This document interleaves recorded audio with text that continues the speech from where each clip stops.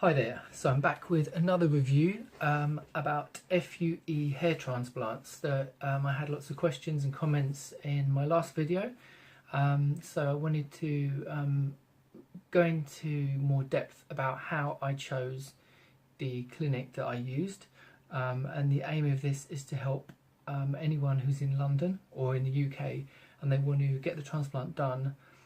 So I just want to share the research that I did and how I kind of went around different clinics asking questions, so hopefully you'll find this helpful. So before I begin, as always, I'm not getting paid for this, these are my own views, and as with anything, use your own common sense.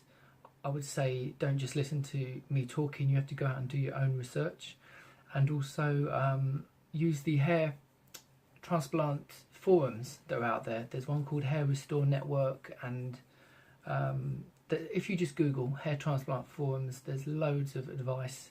There's people who post testimonials, and you get to know the names of the good clinics and the surgeons, so you need to check that out before, and use your common sense. If you see a website that doesn't look good or it looks cheap, it's probably not going to be a good company. If you do go for consultation and someone is trying to get you to sign the first time you go there, or they're trying to get your money, again, you wanna forget that. Anything that doesn't feel right, don't feel pressurized. So okay, here are the clinics that I visited when I was researching before I had my F.U.E. procedure. Now this was the year before last year. This would have been 2015. So I've checked, most of these clinics still exist, but maybe the prices or maybe some of the information has changed since then, but I'm just going to tell you what I found out. So the first clinic that I visited is called VINCI Clinic, and they're based in Harley Street in London. Harley Street is like the medical street in London where you have all the kind of celebrity medical centres and doctors. So VINCI, I was impressed because very professional salesman who I spoke to. He was not pushy and he's very knowledgeable. It was a very relaxed atmosphere. I didn't feel pressurised at all. I did not get to meet the surgeon. So with these clinics, you'll speak to a salesman and you can ask to speak to the surgeon either then or they'll fix an appointment. They didn't actually give me that option, but I still felt quite comfortable there. And the reason why I didn't go with them was the way that they charge is their payment structure. So at the time, they gave me a quote of, basically I needed 1,500 grafts, and they gave me a quote of £4,800 up to 3.5 thousand grafts. So they have a sliding scale. So if you need, 1 to 3.5 thousand grafts, then it's £4,800, and then the next level would be another price. Now what I didn't like is that obviously someone who's having double the amount of grafts would be paying the same price. To me it doesn't make sense, and that's why I didn't go with them. Looking back now, this would be my second choice, but looking back now I may have gone with them because in the end my transplant wasn't successful, so I may have gone with these. But anyway, it's not just about price. So the next clinic I saw was called the UK Hair Loss Transplant Clinic. Now they're also based in Harley Street, but they've got other branches throughout the UK. Now I like the fact that I spoke to the surgeon directly. There was no middleman. He was polite and professional, and he answered all my questions. There was no pressure to buy. However, there were some things that put me off. The reason why I didn't go with this clinic is that the waiting room was kind of dark and dingy, and it didn't look like a clinic. It didn't feel like somewhere where you would go and pay money. I asked to go to the restroom, and I was just directed down this little hallway through a staff kitchen into a toilet. It didn't seem right. And when I met the surgeon, he basically, he's a walking example because he had a hair transplant, but his hair was bleached bright yellow. I thought it didn't look natural. If you're gonna try and sell hair transplants and your hair doesn't look natural, Anyway, they quoted me for 1,700 grafts, which is what he said I needed. They were going to quote me £5,000, and they also had it was a kind of discount if you booked within 6 weeks or 3 weeks. They would give you a discount off that, but obviously I didn't go ahead with that.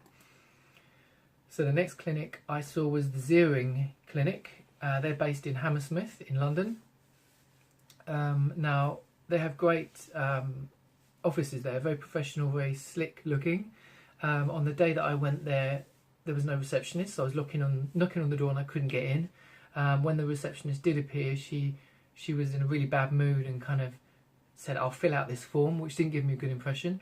I went through to see the surgeon, and he had only 1 year's experience doing F.U.E, so I didn't feel very confident. And then I saw the salesman, and he really nailed the coffin in the end. He was way too pushy. He tried to get me to book my treatment, you know, within 20 minutes of sitting down. I politely, you know, left the clinic, and half an hour later I checked my phone and I had 6 emails from this salesman desperately trying to get this sale, which totally put me off. And over the next week I had maybe 100 emails from this man.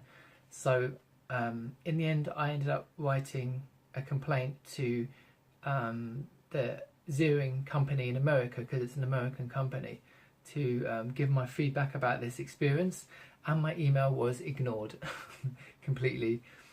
So I would not recommend ZIERING. For 1,400 grafts it was £5,040, or the next scale below was for 1,300 grafts. The price was £4,680. It's a bit confusing when they have these scales, but anyway, that's what those prices were. The next clinic I went to was the Timeless clinic. I saw the doctor, who is very polite Italian doctor, very confident. But what put me off is that there were only a couple of images of the transplants that he did. And although his quote was the lowest in London, the lowest in the UK, he quoted me £4,000 for 1,700 grafts, which is a great price. He had no examples of his work to show me, so I kept asking him, and in the end he messaged me on WhatsApp, and he sent me a couple of images, but they still weren't enough. I also didn't like that he was messaging me through WhatsApp. I don't think that's professional for a surgeon to be doing that. Later I saw some comments on Google that were where someone felt they'd been scammed by this company, so I was quite glad I didn't go to them in the end. So the next one is Restore. Now the reason I wanted to find out about Restore is that as I was saying, these hair transplant forums online, I kept seeing the name Ragu Reddy. So I found him at Restore on their website. I sent them an email to get some more information, but I got an email coming back from a company called the Private Clinic, and I just asked, "Oh, can you just confirm what company you are?" And they didn't answer. So I'm not really sure what's going on, because basically my next clinic, the Private Clinic, okay, so I went there not realising, oh, it's very impressive when you go in. You've got like loads of receptionists giving you coffee and tea, very modern plush offices in Harley Street. I didn't realise that actually that's just a building, and if you have a company you just hire out rooms and you call yourself the Private Clinic. So when I had this email back from what I thought was Restore, but they're in the Private Clinic, I kind of realised that that's what it was. So I went to the Private Clinic to actually see another company who was also doing hair transplants, but they called themselves the Private Clinic. So anyway, I went there, and it was a very young salesman who did not sound knowledgeable. There was no opportunity to speak to a surgeon, and he didn't really sound like he knew what he was doing. He spoke about the cost being for hairs, not for grafts, and this was the only time I've ever heard anyone in the UK speaking of this. The quote he gave me was over £15,000. £15,000 was the most expensive quote I had, and I had no confidence really in this company. So the company that I went with was FARJO, the FARJO Institute. Now they're based in London, where they do strip procedure, F.U.E, but if you want F.U.E you need to get a train to Manchester, because that's where they do that. That's what I did. Now the reason I chose FARJO is because firstly his name was coming up on the international hair transplant forums. He was one of the best in the UK. Secondly, the salesman, who's called Steve, was not pushy at all, and he actually said, why don't you try finasteride for a year, then come back to us. It's like he was almost losing the sale. You know, he didn't seem desperate at all to sell. And the last thing is that the images, the before and after images on their website are very subtle. It's not like they're really dramatic, so it's kind of like they're not wanting to mislead you. So that's what I liked. That's why I went with them in the end. In the end, my transplant wasn't successful with them, and I am going back to try to fix this and see what they have to say. And I'm going to make another video about that. Looking back, would I choose this clinic again? After my experience, no, I wouldn't. But as I said, I'm going to update you on what goes on. Now, they were clinics which I went to see within the UK, but I also considered going to clinics outside the UK. So firstly, I had a colleague who I used to work with a couple of years back who had a hair transplant. He went to Turkey to a company called LONGUEVITA. Now, I worked with him for maybe a year, and I saw that, you know, the hair was going through. He was happy with the experience. He just paid £2,000 for literally the whole top of his head. He wasn't just slightly receding, the whole top of his head was bald. It seemed to be successful. I haven't seen him for a couple of years, so I don't know, maybe it didn't go well in the end, but I did contact them, you know, very reasonable rates. For me, I didn't want to get on a plane and have this operation in another country.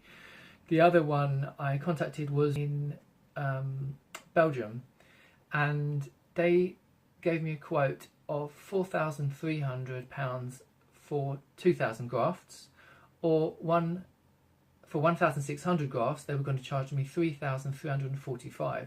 So that is a lot cheaper than in London or anywhere in the UK. So I was kind of tempted to do that, because you can go London to Brussels on a train on Eurostar. It's not that far, but they insist on shaving your head completely. So this was what turned me off, because I'm, you know, all the clinics basically say they shave the area where they're going to implant the grafts at the front, and obviously they shave the back where they're going to remove the follicles, but nobody has told me they're going to shave your whole head, and I didn't want to do that, because then you can't disguise any scarring or scabs. So that's why I didn't go with them. So yeah, I hope this has helped you. You know, as I said, you use your common sense, look at the hair forums, and yeah, if you've got any questions or if you want to leave a comment, that's fine, or please subscribe. And my next video update on my own hair transplant, which I had, will be in a few weeks. So thanks for watching.